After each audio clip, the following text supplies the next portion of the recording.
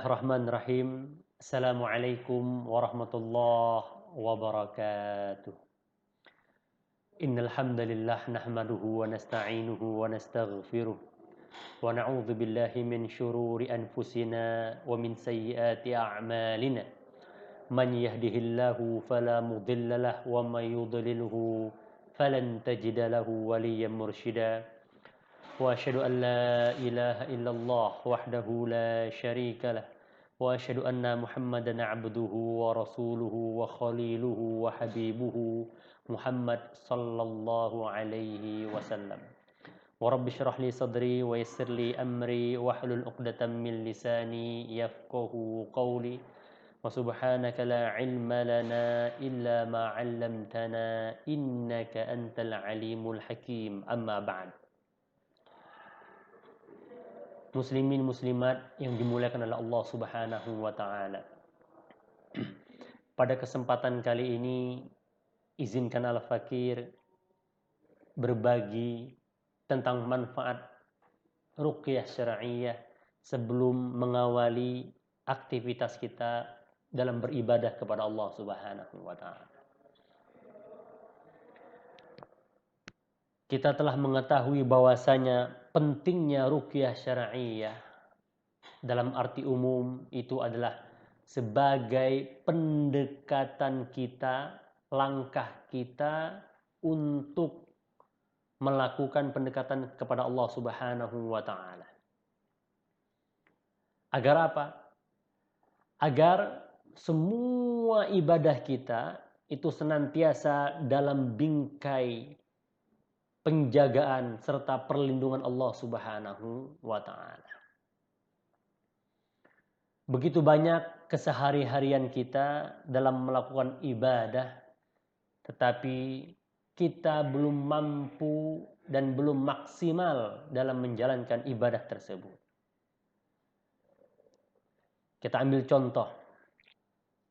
Ya. Ada beberapa pasien kita yang mana ketika dia melakukan sholat, ya, baru rakaat pertama terkadang-kadang dia sudah merasakan was-was, sudah bingung. Saya ini baru rakaat keberapa? Ada. Ya. Ini sudah rakaat terakhir apa belum? Bahkan pikirannya melayang kemana-mana, terganggu konsentrasinya. Sehingga susah sekali dia untuk mencapai kekhusyuan dalam sholatnya. Nah, tentu ilmu dalam bacaan sholat itu sangat penting sekali. Dari takbiratul ihram hingga salam, dari Al-Fatihah secara umumnya. Nah, bagaimana kita mempersiapkan itu supaya ibadah kita benar-benar berkualitas. Sehingga tidak ada lagi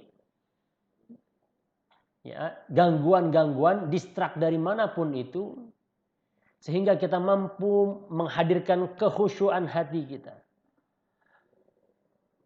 keteduhan jiwa kita, sehingga kita benar-benar yakin pada kita takbir, innahu yarakum. Maaf. Al-ihsan ka'annaka tarahu fa in lam takun tarahu fa innahu yarak. Kita menganggap seakan-akan Allah tuh melihat kita, memperhatikan kita. Kita lagi berdiri, kita lagi ruku, kita lagi sujud. Allah Maha melihat. Wa huwa samiul basir. Allah Maha mendengar dan Maha memperhatikan. Yakinlah bahwasanya Allah tuh lagi melihat kita. Nah, tapi terkadang-kadang faktanya di lapangan kita punya jamaah, ya, ketika melakukan ibadah umroh, ibadah haji, ya, dia tidak sadar bahwasanya dirinya lagi berada di tanah suci, di tanah haram. Ini betul. Sehingga ibu-ibu itu, tidak perlu saya sebut namanya, kalau dalam kode etik tidak perlu kita sebut, tidak boleh. Ya. Ini Masya Allah, di hotel selalu kesurupan. Bahkan ketika menjelang waktu-waktu sholat fardu, ini selalu ketinggalan. Selalu ketinggalan. Kemudian salah satu ustadznya, pembimbingnya, nelpon saya. Karena pada saat itu saya lagi di Indonesia, ustadz yang membimbing nelpon saya. Assalamualaikum Ustadz. Ustadz Fatan, iya baik. Ana minta tolong ini. Kenapa?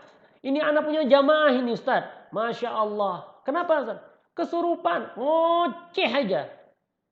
Dari hotel ngoceh aja. Di kendaraan ngoceh. Sampai haram itu ngoceh-ngoceh aja. Loncat-loncat gak jelas.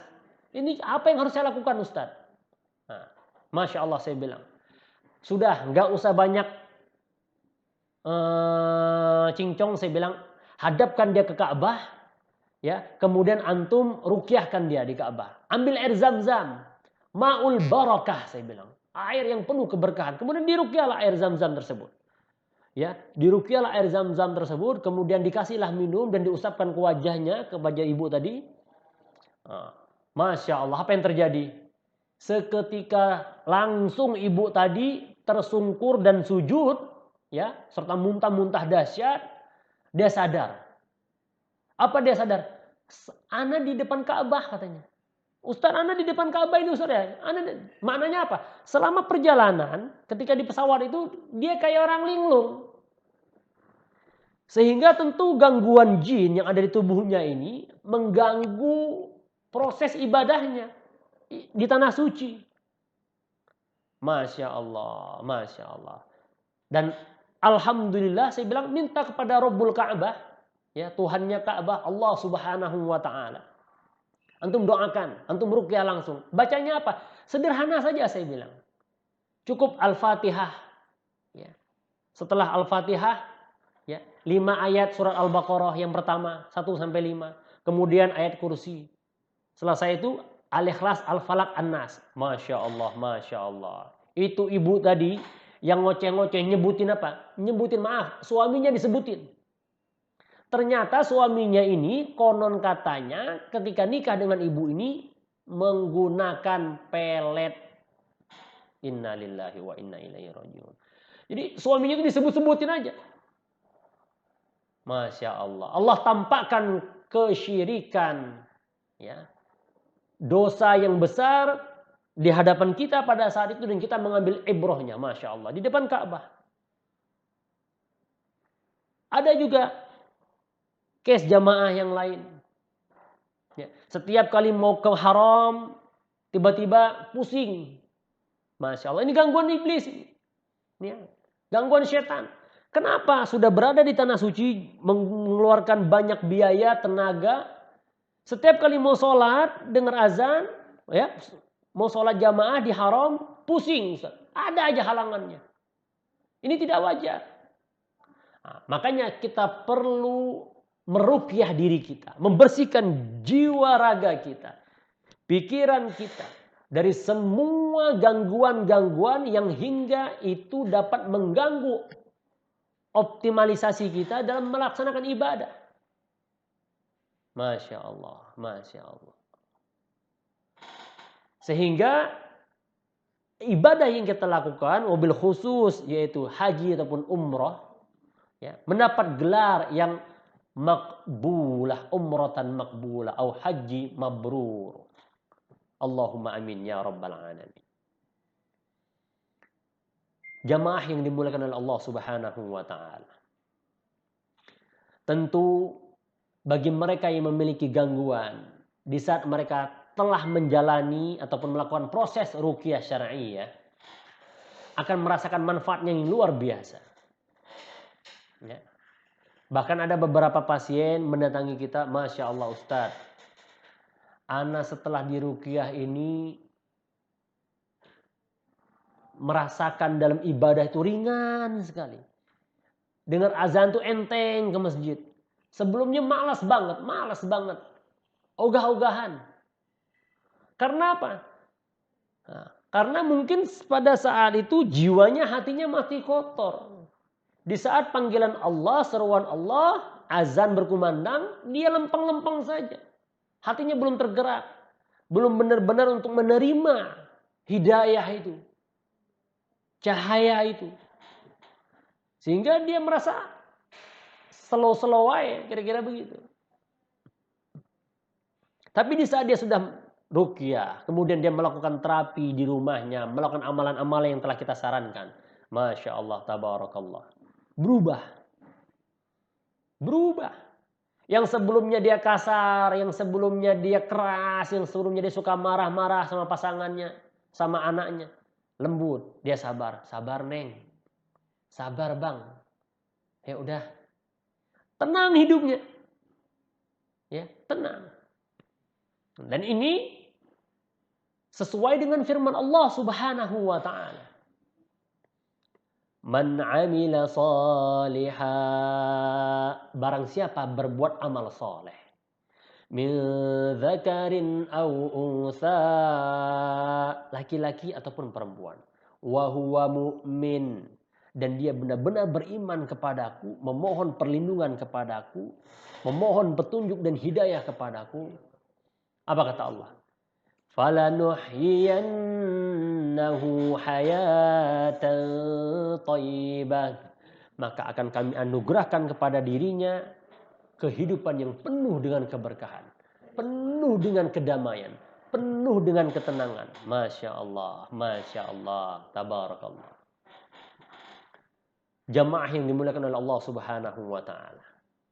Mari sama-sama saya mengajak diri saya pribadi, wabil khusus jamaah dimanapun berada, muslimin dan muslimat, senantiasalah kita melakukan tazkiyatun nafs, pensucian jiwa. Dengan apa? Dengan melakukan ruqyah pada diri kita, membersihkan jiwa kita, diri kita, sehingga di saat kita melaksanakan ibadah perintah Allah, semuanya hanya satu yang bermuara. Apa itu? Yabtaghuna fadlan minallahi wa ridwan. Benar-benar mengharapkan fadlan, keistimewaan daripada Allah Subhanahu wa taala, wa ridwan, dan itu keridhaan Allah. Hanya ridho Allah semata. Jamaah yang dimuliakan oleh Allah Subhanahu wa taala. Insyaallah apabila nanti pandemi telah selesai dan Saudi telah dibuka kembali,